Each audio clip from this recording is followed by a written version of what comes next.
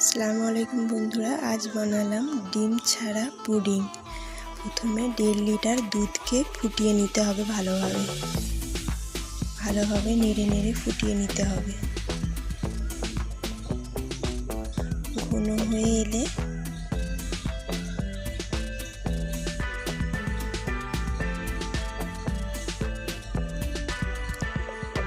এক কাপ চিনি দিতে হবে।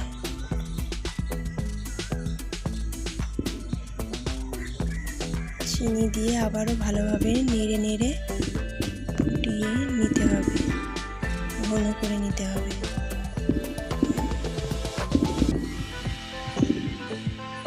তারপরে নর্মাল দুধ, ফুটিয়ে রাখা ঠান্ডা নর্মাল দুধে 1 কাপ কর্নফ্লাওয়ার,